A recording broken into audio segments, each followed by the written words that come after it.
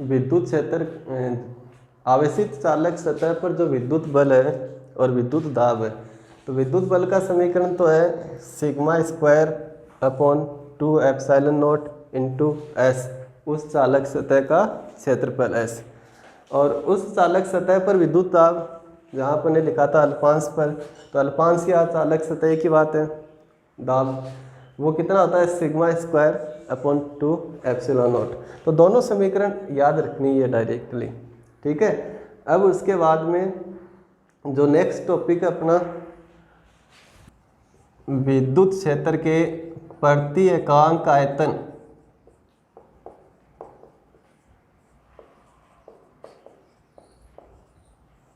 में संचित ऊर्जा का सूत्र।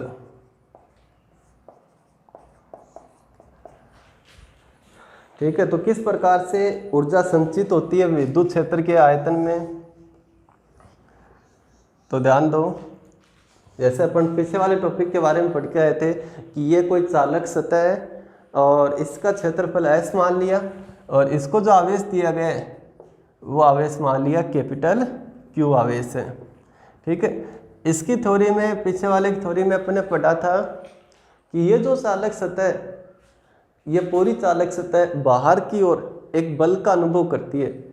ठीक है, और ऐसे भी लिख सकते हैं कि यह चालक सतह बाहर की ओर एक विद्युत दाब का अनुभव करती है। उनके जो मान है वो ये वाले मान है, उस चालक सतह पर विद्युत बल और चालक सतह पर विद्युत दाब। ठीक है, अब इसमें अपन ऊर्जा के बारे में पढ़ें तो ध्यान दो, अगर ये चालक सतह है इस पर और आवेश दे, ठीक है, जो पहले आवेश है जितना भी आवेश है, यानी अब इसके आवेश जो दिया गया है उससे और अधिक करे, आवेश की मात्रा में वृद्धि करें। तो जैसे इसमें पहले जो भी आवेश है और अधिक आवेश दें, ठीक है, और अधिक इसको अगर आवेश दिया जाए तो ये जो आवेश है और ये पहले से उपस्थित जो आवेश है इनमें क्या होगा, प्रतिकर्षण होगा। दोबारा से इस चालक सतह के आवेश में क्या करनी है, वृद्धि करनी है और आवेश देना है इसको। ठीक है, तो ऐसा करने पर इन आवेश और इन आवेश में क्या होगा, प्रतिकर्षण होगा। मतलब ये जो चालक सतह इसका क्या करेगी, विरोध करेगी। ठीक है, इसका विरोध करेगी और अगर अपने को ये आवेश अगर यहाँ देना ही है तो इस विरोधी बल के विरुद्ध अपने को क्या करना पड़ेगा, कार्य करना पड़ेगा। और कार्य किसके तुल्य होता है, ऊर्जा के तुल्य होता है। ठीक है, जैसे ये वाली जो वस्तु है इसको यहाँ से यहाँ तक, यहाँ किसी भी ऊंचाई से, जैसे यहाँ से यहाँ तक अगर लेके जाते हैं, पिछले क्लास में, पिछले जो कक्षा उसमें पढ़ा था अपने 11th क्लास में कि अगर किसी वस्तु को अगर एक ऊंचाई से दूसरी ऊंचाई तक ले जाते हैं तो क्या करना पड़ता है, गुरुत्वीय क्षेत्र के विरुद्ध कार्य करना पड़ता है। गुरुत्वीय क्षेत्र के कारण ये नीचे की ओर जाती है। ठीक है, तो गुरुत्वीय क्षेत्र के विरुद्ध कार्य करना पड़ता है और ये कार्य ही किसके रूप में संचित हो जाता है, ऊर्जा के रूप में। तो वहाँ पर तो ये क्या थी, वो थी स्थितिज ऊर्जा, गुरुत्वीय स्थितिज ऊर्जा। तो ऐसे ही जो भी कार्य होता है, जो भी ऊर्जा होती है वो किसके अनुसार ज्ञात करते हैं अपन, कार्य के अनुसार, और कार्य ही किसके बराबर होता है, ऊर्जा के बराबर। ठीक है, तो दोबारा से ये जो ऊर्जा का जो टॉपिक है उसको समझने के लिए, जैसे ये चालक सतह है, ठीक है, इसको और अधिक आवेशित करना है, तो और अधिक आवेशित करना है तो ये इसको क्या करेगा, प्रतिकर्षित करेगा, यानी इस आवेशित करने का विरोध करेगा, और अधिक आवेशित करने का विरोध करेगा। ठीक है, अगर अपने को ये और अधिक आवेशित करना है तो इस विरोधी बल के विरुद्ध क्या करना पड़ेगा, कार्य करना पड़ेगा, और ये कार्य किसके रूप में संचित हो जाता है, ऊर्जा के रूप में संचित हो जाता है। ठीक है, अब इसको अपन दो तरीके से लिख सकते हैं। पहला तो ये है कि आवेश में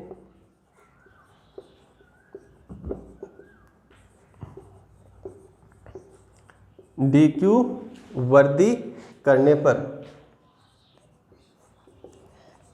आवेश में dq वृद्धि करने पर, या इसको ऐसे लिख सकते हैं कि विद्युत क्षेत्र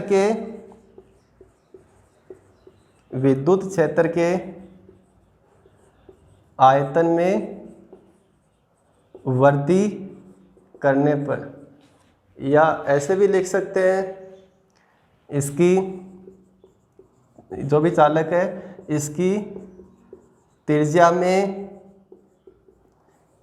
डी आर कमी करने पर, या ऐसे भी लिख सकते हैं इसके मतलब उस चालक के इसके आयतन में dv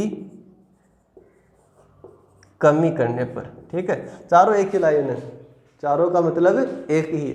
देखो किस प्रकार से, जैसे इसमें और अधिक आवेश देंगे, ठीक है, वो आवेश इसकी सतह पर वितरित होगा। ठीक है, तो पहले जैसे मान लो इसकी सतह थी और वो सतह यहाँ तक थी। ठीक है, और अधिक अगर इसको आवेश दिया अपने इस तरीके से, तो उस वजह से क्या होगा, उस वजह से वो आवेश देने की वजह से इसकी जो त्रिज्या है, इसकी जो त्रिज्या है वो पहले से क्या हो जाएगी, कम हो जाएगी। जैसे इस तरीके से पहले इसकी त्रिज्या मान लो ये त्रिज्या थी यहाँ से लेकर यहाँ तक कितनी r, और ये जो त्रिज्या है वो त्रिज्या मान ली कितनी dr, मतलब त्रिज्या में कमी। कितनी कमी है, dr। तो अब कितनी त्रिज्या बच गई, वो त्रिज्या बच गई यहाँ से लेकर यहाँ तक r माइनस dr। ठीक है, तो दोबारा से जैसे ही इसको अपन आवेश देते हैं और अधिक आवेश देंगे, उसकी वजह से क्या होगा, इसकी त्रिज्या है वो पहले से क्या हो जाएगी, कम हो जाएगी। अगर त्रिज्या पहले से, त्रिज्या में क्या होगी, कमी। त्रिज्या अगर कम होती है तो उसका आयतन भी क्या हो जाएगा, कम हो जाएगा। पहले ये इतना आयतन था इस चालक का, अब इस चालक का आयतन क्या होगा, इतना। ठीक है, तो ये दोनों बातें एक ही है। तीसरी ये कि आवेश में अगर वृद्धि करते हैं तो ये बोल सकते हो, चाहे ये बोल सकते हो, इसको अपन क्या बोल सकते हैं, विद्युत क्षेत्र के आयतन में वृद्धि। ठीक है भाई, यहाँ आवेश और बढ़ जाएगा तो विद्युत क्षेत्र का तो आयतन क्या हो जाएगा, बढ़ जाएगा, पहले से क्या हो जाएगा, बढ़ जाएगा। तो ये चारों एक ही है। अगर अपन आवेश में वृद्धि करते हैं तो आवेश में वृद्धि करने से ऐसे बोल सकते हैं उसकी त्रिज्या क्या हो जाएगी, कम हो जाएगी, या फिर उसका आयतन क्या हो जाएगा, कम हो जाएगा, या फिर उसका विद्युत क्षेत्र का आयतन क्या हो जाएगा, बढ़ जाएगा। उसके विद्युत क्षेत्र का आयतन क्या हो जाएगा, बढ़ जाएगा। अब अपने को ऊर्जा ज्ञात करनी है, तो ऊर्जा किसके रूप में होती है, किए गए कार्य के रूप में। भाई जितना कार्य ये होगा यहाँ पर वो किसके रूप में संचित होगा, ऊर्जा के रूप में। तो ऊर्जा ज्ञात करनी है, इसका मतलब क्या ज्ञात करना है, कार्य। कौन सा कार्य, और अधिक आवेश देने में, यानी आवेश में वृद्धि करने में। कौन सा कार्य ज्ञात करना, आवेश में वृद्धि करने, या फिर ऐसे भी तो कर सकते हैं कि त्रिज्या में कमी करने में किया गया कार्य। तो एक ही बात हुई ना कि आवेश में वृद्धि करने पर किया गया कार्य ही ऊर्जा के बराबर होगा, या फिर इसको ऐसे भी तो लिख सकते हैं, त्रिज्या में कमी करने पर किया गया कार्य किसके बराबर होगा, ऊर्जा के बराबर। तो कितनी त्रिज्या में कमी, कितनी कमी मानिए यहाँ पे, dr। तो कार्य बराबर होता है बल इंटू विस्थापन। तो यहाँ पर कितनी त्रिज्या में कमी है, dr। तो यहाँ पर लिख सकते हैं dr त्रिज्या में कमी करने पर किया गया कार्य। एक ही बात है, इसी का मतलब क्या है, dq आवेश वृद्धि करने पर किया गया कार्य। तो कार्य बराबर क्या होता है, कार्य बराबर होता है बल इंटू विस्थापन, बल इंटू विस्थापन। तो यहाँ जो त्रिज्या में कमी अपन ने अलप कमी की है, तो कार्य भी क्या होगा, अलप होगा। तो उसको अपन क्या दर्शा रहे हैं, dw, बल इंटू विस्थापन। तो बल क्या मान लिया, f, विस्थापन कितना है, कितनी त्रिज्या में कमी, dr। तो किस सूत्र से ज्ञात करेंगे, बल इंटू विस्थापन से। क्या आ गया, एफ डी आर, अलप कार्य। अलप कार्य का मतलब अलप त्रिज्या में कमी की है। अब उसके बाद में एफ क्या, एफ इस चालक सतह पर लगने वाला बल, यानी किस बल के विरुद्ध कार्य करें अपन, वो वाला बल। तो इस चालक सतह पर जो बल लग रहा है उसी के विरुद्ध अपन कार्य कर रहे हैं।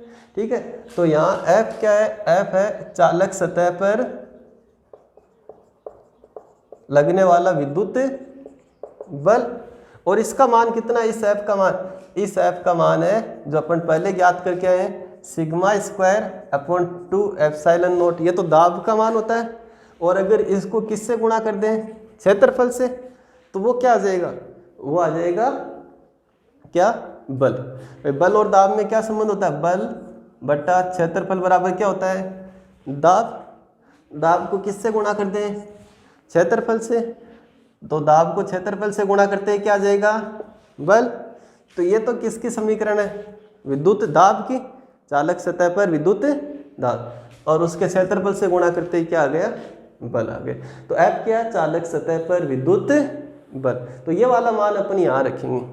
इससे पहले अपन ये भी लिख सकते हैं भाई sigma square upon 2 epsilon not. S क्या है, S है इसका क्षेत्रफल, गोलाकार अपन ने माना है, तो ये क्या हो गया 4 पाई, त्रिज्या कितनी मानी है, r स्क्वायर। तो S की जगह लिख सकते हैं क्षेत्रफल की जगह। अब उसके बाद में dw, तो dw हो गया sigma square 2 epsilon not 4 pi r square. ये तो किसका मान है, F का मान, बल का मान, इनटू क्या है dr। अब इसमें ध्यान दो, ये क्या है 4 पाई r स्क्वायर क्षेत्रफल है, और ये क्या है dr त्रिज्या है, त्रिज्या में कमी है, ठीक है। अब आपको पता है कि जो क्षेत्रफल होता है, क्षेत्रफल वो होता है दो विमाओं का गुणनफल। कितनी विमाओं का गुणनफल, 2, लंबाई इंटू चौड़ाई, ठीक है। वैसे ही आयतन क्या होता है, आयतन होता है 3 विमाओं का गुणनफल, लंबाई इंटू चौड़ाई इंटू ऊंचाई, ठीक है। तो 3 विमाओं का गुणनफल, लंबाई चौड़ाई इंटू ऊंचाई। अब लंबाई इंटू चौड़ाई क्या हो गया, क्षेत्रफल। तो इसको अपन ऐसे भी तो लिख सकते हैं, क्षेत्रफल इंटू कोई एक विमा, वो क्या होगा आयतन। क्षेत्रफल इंटू कोई एक विमा, वो क्या होगा आयतन। तो वही है यहाँ पे, ये क्षेत्रफल है और ये क्या है, एक विमा है, ठीक है। लेकिन ये विमा में कमी है, तो ये आयतन तो नहीं आएगा क्षेत्रफल को इससे गुणा करने पर, तो वो क्या आ जाएगा आयतन में कमी। भाई डी आर क्या, क्षेत्र डी आर क्या है, त्रिज्या में कमी। तो आप यहाँ लिख सकते हो कि भाई 4 पाई r square into D R, ये किसके बराबर हो जाएगा, आयतन में कमी। आपको पता है जब त्रिज्या में कमी करते हैं तो आयतन में भी क्या हो जाती है, कमी। डी आर कमी करने पर आयतन में कितनी कमी होगी, dv, और उसका मान कितना होगा 4 पाई r square into D R. अब इसके बाद में अपन इसको ऐसे लिख सकते हैं, dw बराबर sigma square upon 2 epsilon naught, और इसको किसके बराबर लिख सकते हैं, d।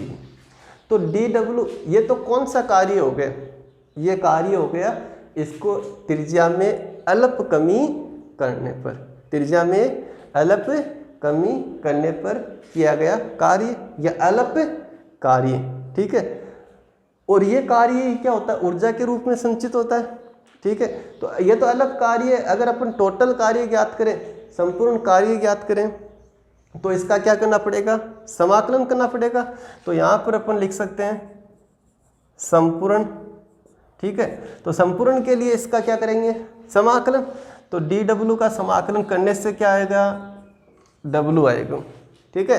तो ये मान हो गया sigma square upon 2 epsilon not into dv। और यहाँ ऐसे भी लिख सकते हैं कि भाई ये किया गया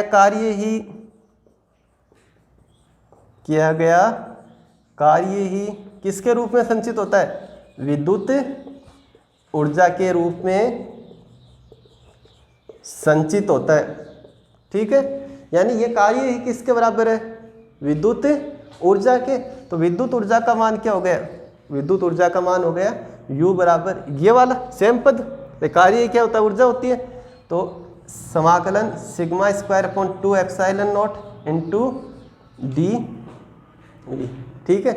यहाँ dv का समाकलन क्या हो जाएगा, v। तो ये पद क्या हो जाएगा, sigma square upon 2 epsilon not into v, ठीक है। अब आपको क्या पूछा यहाँ पर, विद्युत क्षेत्र के प्रति एकांक आयतन में संचित ऊर्जा। प्रति एकांक आयतन के लिए इस ऊर्जा में किसका भाग देंगे, आयतन का भाग देंगे। भाई ये तो ऊर्जा है, कुल ऊर्जा है, ठीक है। पूरे आयतन के लिए ऊर्जा है, आपको किसके लिए ज्ञात करनी है, प्रति एकांक। तो प्रति एकांक के लिए इस पद में किसका भाग देंगे, आयतन का। तो इसी को अपन ऐसे भी लिख सकते हैं कि भैया हो गया sigma square upon 2 epsilon naught, और समाकलन dv का मान क्या आ जाएगा, टोटल तो v, ठीक है। आप नीचे लिखोगे प्रति एकांक आयतन में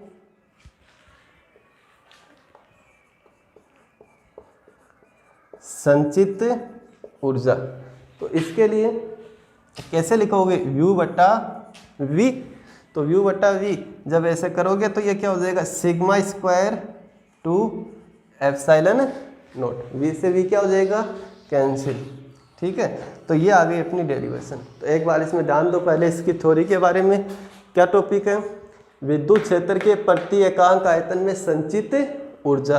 तो आपको ध्यान देना कि यहाँ ऊर्जा किस प्रकार से होगी, तो ऊर्जा किसके बराबर होती है, किए गए कार्य के बराबर। तो यहाँ कौन सा कार्य अपने को करना पड़ता है, तो यहाँ कार्य करना पड़ता है, जैसे इसको अपन समझ रहे हैं कि ये आवेशित चालक सतह है, इसके आवेश में वृद्धि करनी है। मान लो कितनी वृद्धि करनी है, dq वृद्धि करनी है। तो ऐसा करने से उसकी त्रिज्या क्या हो जाएगी, कम हो जाएगी। तो आवेश में वृद्धि करना बोल दो या उसकी त्रिज्या में कमी करना बोल दो, त्रिज्या जैसे ही कम होगी तो उसका आयतन क्या हो जाएगा, कम हो जाएगा। ठीक है, अब आपको आवेश में जब वृद्धि करेंगे तो यहाँ पर अपने को कार्य करना पड़ेगा।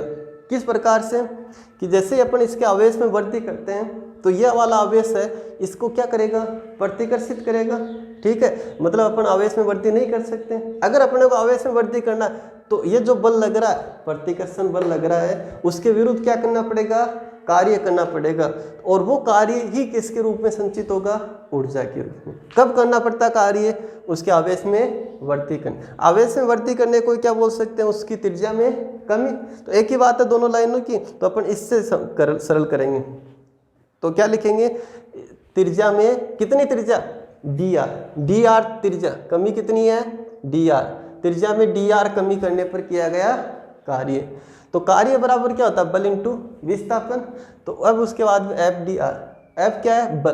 तो कितना बल इसके लग रहा है, तो कितना बल लग रहा है, तो अपने को ज्ञात किया है पहले टॉपिक में कि चालक सतह पर बाहर की ओर बल लगता है, और वो कितना होता है sigma square 2 epsilon not into S. ठीक है, तो ये बल की जगह लिखा और इंटू dr से गुणा किया तो क्या आ गया, अलग कार्य। अब उसके बाद में ये क्या क्षेत्रफल, ये क्या है विमा, तीसरी विमा। तो इससे गुणा करेंगे आयतन का पद होगा। तो ये क्या हो गया, आयतन में कमी का पद हो गया, क्योंकि अपन पता है त्रिज्या में कमी करते हैं तो आयतन में क्या होगी, कमी। तो ये क्या है, ये पद है dv के बराबर। तो इसकी जगह क्या लिख सकते हैं, dv। तो ये तो है अलग के लिए, संपूर्ण के लिए इसका क्या कर देंगे, समाकलन। तो इसका समाकलन करेंगे तो ये क्या हो गया w, और ये कार्य किसके रूप में संचित होगा, ऊर्जा के रूप में। तो इसी को अपन क्या मान सकते हैं, u मान सकते हैं। ठीक है, तो u बराबर सेम यही पद होगा। अगर आपको पता है dv का समाकलन होता है v, तो इसकी जगह क्या लिख दिया, v लिख दिया। ये तो कुल की बात हो रही, अपने को क्या करनी है, प्रति एकांक आयतन। तो इसके लिए किसका भाग दे देंगे, आयतन का। तो प्रति एकांक आयतन में संचित ऊर्जा का सूत्र क्या होता है, sigma square upon 2 epsilon not, sigma square upon 2 epsilon not. इसका दूसरा सूत्र भी, या फिर जैसे sigma square upon 2 epsilon not, या तो इसके लिए अपन ध्यान दो कि अगर ये चालक सतह है, ठीक है, तो चालक सतह है, तो इसके लिए अपन इस तरीके से लिख सकते हैं कि E बराबर क्या होगा, E बराबर होगा सिग्मा अपॉन एप्सिलॉन नॉट। चालक सतह के कारण जो विद्युत क्षेत्र होता है वो कितना होता है, E बराबर सिग्मा अपॉन एप्सिलॉन नॉट। तो यहाँ सिग्मा को अपन चेंज करके लिख सकते हैं किसमें, E में। तो एक लाइन और इसके बाद में अगर करना चाहे आगे, तो यहाँ लिख रहा हूँ मैं,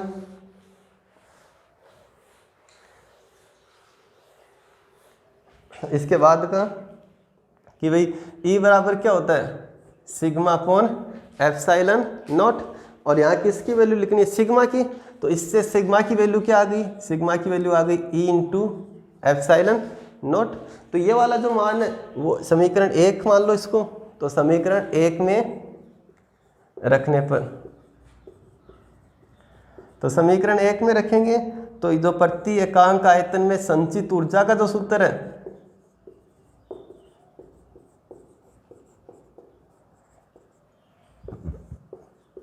वो कितना हो जाएगा, ये क्या है, sigma square upon 2 epsilon not. इसमें सिग्मा की जगह लिखना E एप्सिलॉन नॉट। तो ये हो जाएगा E स्क्वायर एप्सिलॉन नॉट का स्क्वायर बटे में 2 एप्सिलॉन नॉट। और यही मान किसके बराबर हो जाएगा, ये हो जाएगा E स्क्वायर और एप्सिलॉन नॉट अपॉन 2। ठीक है, तो चाहे ये वाला सूत्र काम में लो, चाहे ये दोनों क्या है, बराबर। ये कब काम में लेंगे? जब सिग्मा दिया हुआ है। और ये कब काम में लेंगे? जब विद्युत क्षेत्र दिया हुआ है। ठीक है, तो ये डेरिवेशन छोटी सी डेरिवेशन है।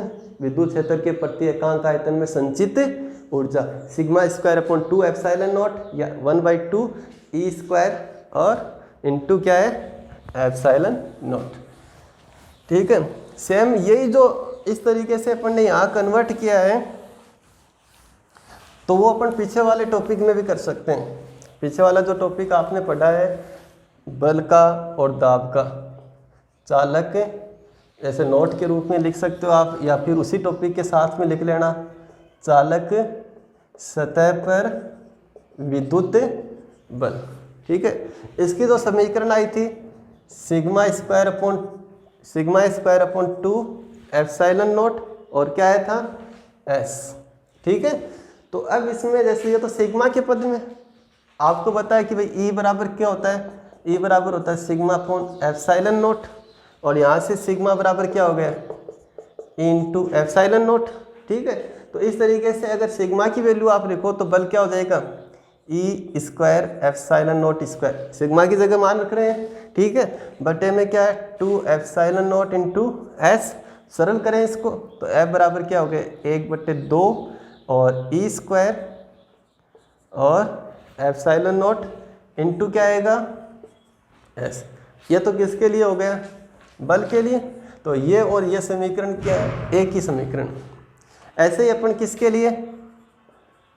चालक सतह पर विद्युत दाब, इसके लिए अगर अपन ये पढ़ें तो विद्युत दाब की जो समीकरण थी वो क्या थी? Sigma square upon 2 epsilon naught, और वही सेम ई बराबर सिग्मा अपॉन क्या होता है?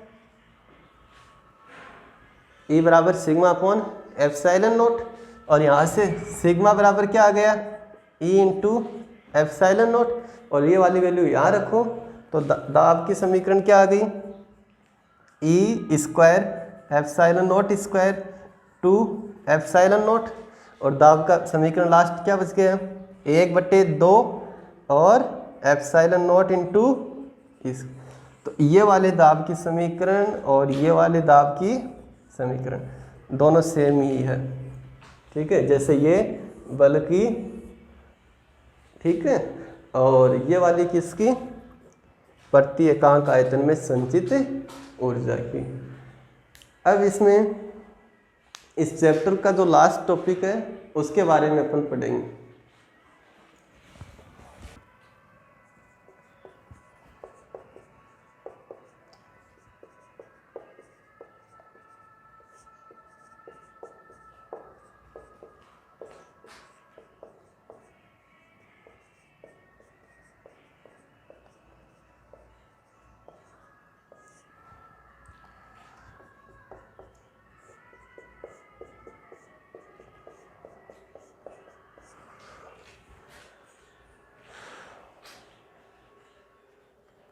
आवेशित साबुन के बुलबुले का संतुलन।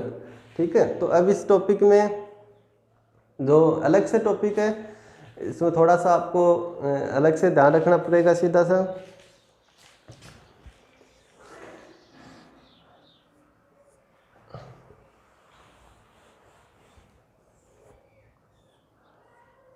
जैसे मान लो ये कोई अपन साबुन के बुलबुले की बात करें, ठीक है, तो उसमें क्या होता है कि ये जिस समय ये फुला हुआ होता है, बना हुआ होता है, तो उसमें जो दोनों तरफ के तो दाब होते हैं, दो दाब, वो किस प्रकार से होते हैं? देखो, एक तो ये वाला बाहरी सतह पर, इसकी बाहरी सतह पर दाब, इसको मान लो जैसे P2, और इसके आंतरिक सतह पर जो दाब है P1, दोनों दाब दोबारा से P1 आंतरिक सतह पर वायु का दाब, P2 बाहरी सतह पर वायुमंडल का दाब। अब ये अपने बने हुए की पोजीशन में यानी फूले हुए की पोजीशन में कब होगा? तो उसके लिए ज़रूरी है कि P1 क्या हो, ग्रेटर देन किससे? P2 से। भाई P1 का मान अधिक हो किससे? P2 से। ठीक है, जैसे ये साबुन का बुलबुला है, अगर ये बन रहा है तो इस तरीके से आप कहोगे कब? जब अंदर की ओर से लगने वाला दाब अधिक है, बाहर की ओर से लगने वाले दाब से। तो ये P1 ग्रेटर देन क्या होना चाहिए, P2। इसका मतलब अगर ये ज़्यादा है तो कितना ज़्यादा है, तो उसको अपन कैसे ज्ञात करेंगे, P1 माइनस P2। जैसे ये 10 है, ये 6 है, तो कितना ज़्यादा है, 4 ज़्यादा है, यानी P1 माइनस P2। कितना अधिक है उसको अपन बोलते हैं दाब आधिक्य। उसको क्या बोलते हैं, दाब आधिक्य। किससे दर्शाते हैं, PEX से। तो ये क्या है, दाब आधिक्य, PEX। तो अब ये जो दाब आधिक्य है, यह लगातार अगर इस तरीके से बनता है तो आपको पता है कि भाई कोई भी बल दाब होता है तो उसको एक बल और दाब है जो संतुलन करता है, ठीक है। जैसे पहले अपन 11th क्लास में पढ़ के आए हैं कि ग्रह जो है सूर्य के चारों ओर चक्कर लगाते हैं, ग्रह सूर्य के चारों ओर चक्कर लगाते हैं। ये वाला ग्रह इस सूर्य के चारों ओर ऐसे लगातार चक्कर लगा रहा है, तो वहाँ पर भाई ये एक दूसरे से रस्सी से तो बंधे हुए नहीं है, ठीक है। तो इस बल को संतुलित करने के लिए, ठीक है, तो इस वर्तीय गति के लिए क्या जरूरी होता है, अभिकेंद्रीय बल। भाई ये वर्तीय गति कर रहा है तो क्या होना जरूरी होता है वहाँ पर, अभिकेंद्रीय बल। तो ये अभिकेंद्रीय बल किसी न किसी बल के द्वारा क्या होना चाहिए, प्रदान होना चाहिए। तो वो किसके द्वारा होता है, गुरुत्वाकर्षण बल। तो वैसे ही यहाँ ये जो दाब आधिक्य है जिसके कारण बुलबुले का निर्माण या संभव हो, ये फूले हुए की कंडीशन में हो, तो उस समय अपन मानते हैं कि ये दाब आधिक्य किसके द्वारा संतुलित होता है, तो वो होता है तनाव के कारण। किसके कारण, तनाव के कारण, पृष्ठ तनाव के कारण। तो वो किस प्रकार से होता है, तो इसके लिए अपन लिखते हैं कि P बराबर 4T/R। 4T/R। T तो क्या है, तनाव है, R क्या है, उसकी त्रिज्या, इस साबुन के बुलबुले की त्रिज्या। मतलब आप इस तरीके से लिखोगे कि कोई साबुन का जो बुलबुला होता है उसके आंतरिक सतह पर जो दाब होता है वो बाहरी सतह पर दाब से क्या होता है, अधिक होता है, ठीक है। ऐसा होने से क्या होगा, दाब आधिक्य। क्या होगा, दाब आधिक्य। ये दाब आधिक्य किसके द्वारा संतुलित किया जाता है, ये दाब आधिक्य पृष्ठ तनाव के द्वारा संतुलित किया जाता है। तो अपन यहाँ लिख रहे हैं कि साबुन के बुलबुले में दाब आधिक्य पृष्ठ तनाव के द्वारा संतुलित होता है। किसके द्वारा होता है, पृष्ठ तनाव। और किस प्रकार से होता है ये अपन ने पहले पढ़ के आए हैं 11th क्लास में। किस तरीके से होता है, 4T/R। ये अपना पढ़ा हुआ है 11th क्लास में। अब उसके बाद में अपन यहाँ बात करें किसके, आवेशित साबुन के बुलबुले की। मतलब जैसे ही इसको अपन आवेशित करते हैं, इस बुलबुले को क्या करते हैं, आवेश देते हैं, ठीक है। तो आवेशित होते ही क्या परिवर्तन होगा, आवेशित होते ही इस चालक सतह पर क्या होगा, बाहर की ओर बल लगेगा, बाहर की ओर बल लगेगा, ये पड़ा हुआ है। और ऐसा होने से इस पर क्या होगा, बाहर की ओर क्या लगेगा, विद्युत दाब। अभी ये P1 P2 दो दाब अपन ने पढ़े, इनमें से कोई विद्युत दाब नहीं है। यह आंतरिक सतह पर वायु का दाब है, P2 बाहरी सतह पर वायुमंडलीय दाब है, ठीक है। इनमें से कोई भी विद्युत दाब नहीं है। क्यों, क्योंकि ये अभी तक अपन ने आवेशित के बारे में नहीं पढ़ा। जैसे ही इसको आवेशित करेंगे तो इस बुलबुले की जो सतह है उस पर क्या हो जाएगा, उस पर एक और दाब कार्य करने लग जाएगा। और वो दाब क्या है, विद्युत दाब। और उस दाब का मान कितना होता है, विद्युत दाब का जो मान है, विद्युत दाब का मान कितना होता है, σ²/2ε0। ये होता है उस दाब का मान। तो आप जैसे लिखोगे इसमें, साबुन के बुलबुले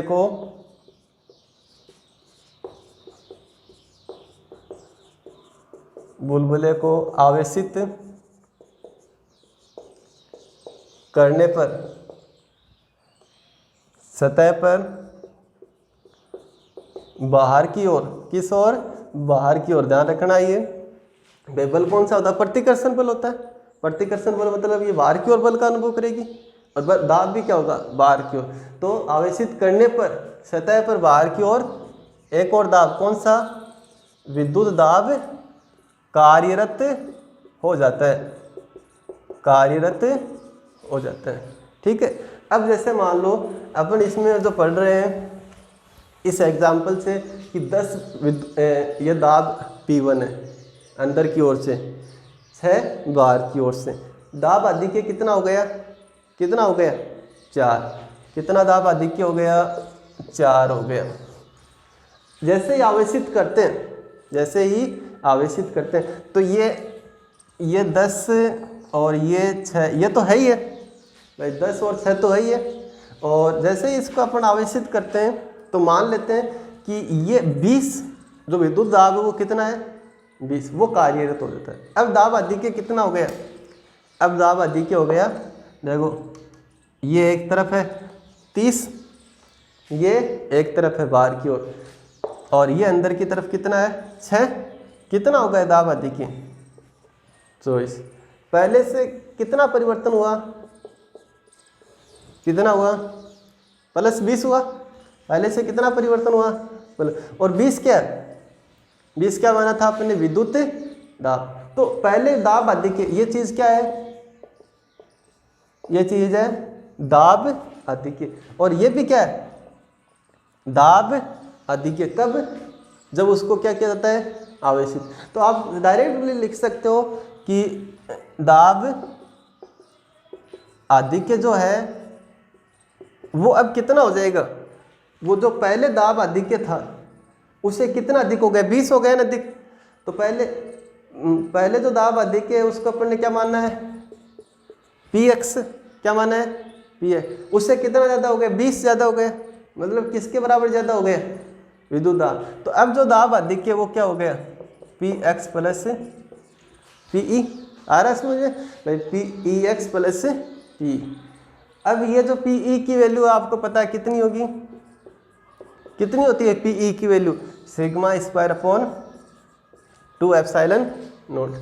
ठीक है। इसको कौन संतुलित करता है, दाब अधिक्य को, दाब अधिक्य को करता है पृष्ठ तनाव संतुलित करता है। तो ये तो क्या है, अपन अनावेशन की स्थिति में पढ़ रहे हैं या आवेशन की स्थिति में पढ़ रहे हैं, तो इसको तो अपन छोड़ देते हैं इस वाले, इसका तो कोई मतलब नहीं है। ये तो बस इतना आपको याद दिलाने के लिए लिखा है कि आपने 11th क्लास में ये पढ़ा था कि दाब अधिक्य को कौन संतुलित करता है, पृष्ठ तनाव संतुलित करता है।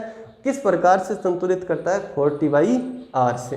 तो अभी जो दाब अधिक्य वो क्या है, Pxs प्लस σ²/2 एप्सिलॉन नॉट। कौन संतुलित करेगा, कौन करेगा, पृष्ठ तनाव। तो आप यहाँ लिखोगे इसे किसके द्वारा, पृष्ठ तनाव द्वारा संतुलित होगा। ठीक है, ये किसके द्वारा संतुलित होगा, पृष्ठ तनाव द्वारा संतुलित होगा। ठीक है। तो आप क्या लिख सकते हो कि Pxs प्लस σ²/2 एप्सिलॉन नॉट बराबर किस प्रकार से, 40/r। किस प्रकार से हो गया, 40/r। तो Pxs प्लस σ²/2 एप्सिलॉन नॉट बराबर हो गया 40/r।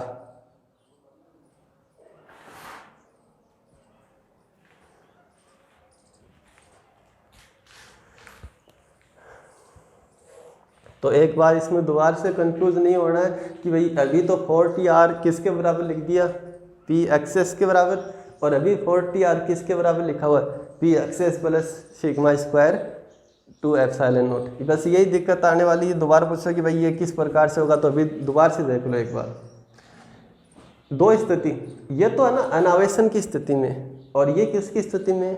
हाँ, पहले अपन अनावेशन की स्थिति की बात करते हैं। कोई भी साबुन का बुलबुला जब बनता है तो उसमें अंदर की ओर, मतलब अंदर की ओर नहीं, अंदर की जो सतह होती है ना, आंतरिक सतह, उस पर दाब लगता है P1, बाहर की सतह पर जो दाब लगता है P2। कौन सा ज़्यादा होना चाहिए, अंदर वाला ज़्यादा होना चाहिए, अंदर वाला ज़्यादा होना चाहिए। तो अपन क्या कह सकते हैं भाई, दाब अधिक्य है। कितना अधिक्य, कैसे ज्ञात करेंगे, 10 माइनस से, मतलब P1 माइनस P2। ये क्या हो गया, दाब आधिक्य। ये जो दाब आधिक्य है ये 11th क्लास में पढ़े हुए चैप्टर के अनुसार किसके द्वारा संतुलित होता है? पृष्ठ तनाव के। और वो किस प्रकार से होता है? वो होता है 40/R। जितना दाब आधिक्य होता है वो ये होता है। तो ये वाली कंडीशन तो अपने को पढ़नी नहीं, यह तो समझनी थी अपने को। आपको यहाँ से समझनी स्टार्ट करनी है कि जब इसको क्या करें, आवेशित करें, तो ऐसा करने से उस पर क्या होगा, बाहर की ओर क्या लगने लगेगा, एक दाब और लगने लगेगा, विद्युत दाब। ठीक है, जैसे ये 10 पहले वाला तो है ही है, ये 6 ये भी है, और एक और दाब इस तरीके से बाहर की ओर। अब यहाँ पर आप दाब आधिक्य निकालो तो ध्यान दो, 10 और 20 एक ही दिशा में, तो 10 और 20 कितने हो गए? 30 माइनस 6 बराबर 24। अब दो दाब आधिक्य वो पहले से का मतलब जब अनावेशन था तब उससे क्या डिफरेंस है, ये 4 था, ये कितना है 24, तो ये कितना परिवर्तन हुआ? +20, मतलब ये बढ़ गया। ये जो दाब आधिक्य है ये क्या हो गया? बढ़ गया। कितना बढ़ गया? +20। तो आप लिख सकते हो ना कि जो दाब आधिक्य कब, जब उसको आवेशित किया जाता है तब वो कितना हो जाता है? पहले से भाई 4 से कितना ज़्यादा हो गया? ये 4 से कितना ज़्यादा हो गया? 20। ये 4 क्या है? ये 4 है पी एक्सेस, 4 क्या है? पी एक्सेस, और ये 20 क्या है? क्या माना आपने? विद्युत दाब। ठीक है, तो पी एक्सेस प्लस पीई, और पीई की वैल्यू 20 तो अपन ने मानी होती कितनी है? σ²/2 एप्सिलॉन नॉट। इस तरीके से ये दाब आधिक्य होता है। कब? जब उसको आवेशित किया। किसके द्वारा संतुलित होगा? पृष्ठ तनाव के द्वारा, 40/R। अब उसके बाद में जैसे आपको ये कहा जाए कि ये P1, ये P2 और ये PE, ठीक है, और ये बुलबुला जो है इस तरीके से लगातार ऐसे बन रहा है, तो एक स्थिति ऐसी आएगी जब क्या होगा? दाब आधिक्य नहीं होगा। भाई बुलबुले कब तक बनता रहेगा, कब तक फूलता रहेगा? जब अंदर का दाब अधिक होगा। जब अंदर का दाब क्या होगा? अधिक होगा, तब वो लगातार बनता रहेगा। अपन कह सकते हैं जब अंदर का दाब और बाहर का दाब, अंदर का दाब और बाहर का दाब दोनों क्या हो जाएंगे? बराबर हो जाएंगे, तब उसका निर्माण क्या हो जाएगा? खत्म हो जाएगा। ठीक है, अंदर का दाब और बाहर का दाब अगर दोनों बराबर होते हैं तो इसको अपन दूसरी लाइन में ऐसे भी तो लिख सकते हैं कि उसका दाब आधिक्य कितना हो जाए? 0। भाई अंदर वाला दाब बराबर हो जाए किसके? बाहर वाले। इसका मतलब क्या हो गया? दाब आधिक्य कितना हो जाए? 0। तो एक ऐसी स्थिति आएगी निश्चित रूप से कि साबुन का बुलबुला बनने के कुछ समय बाद में लगातार बनता रहेगा, तो क्या हो जाता है? अंत में फूट जाता है। कब? कौन सी स्थिति? जब उसका दाब आधिक्य क्या हो जाता है? 0। तो आप ऐसे लिखोगे लास्ट में कि इस प्रकार से जब दाब आधिक्य किसके बराबर हो जाएगा? दाब आधिक्य किसके बराबर हो जाएगा? 0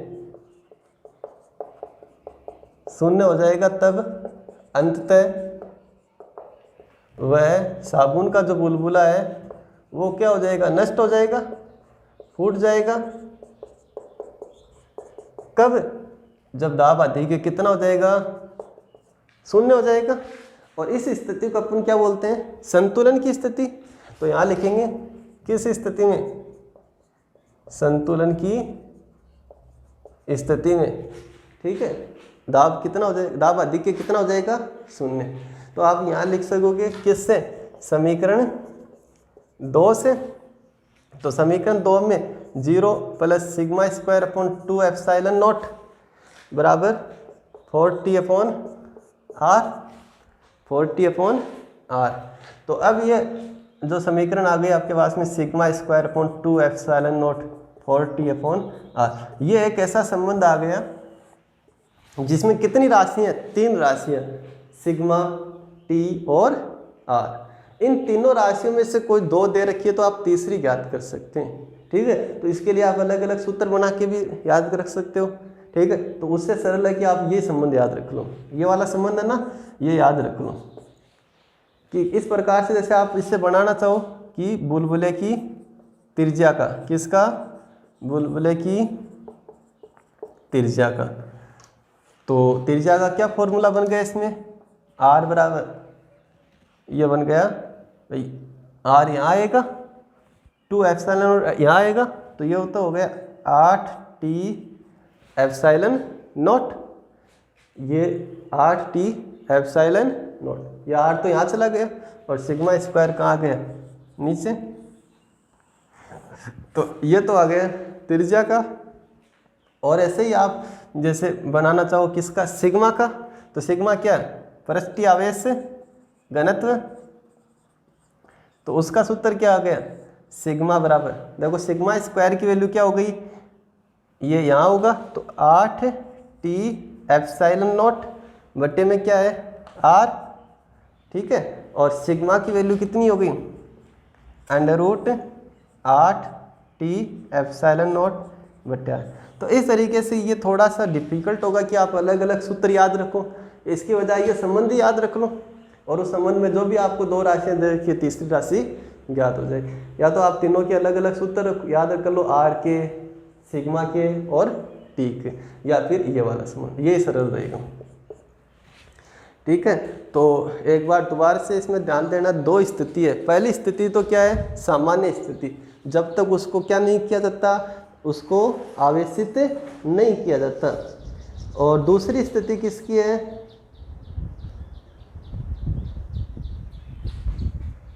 दूसरी स्थिति जब उसको क्या किया जाता है, आवेशित किया जाता है। ठीक है, ये संबंध आपको याद रखना है। चैप्टर ये कंप्लीट है, 2 नंबर चैप्टर कंप्लीट, और इसका जो PDF है आपको जल्दी, इसकी PDF आपको आज या कल में मिल जाएगी। ठीक है, थैंक यू।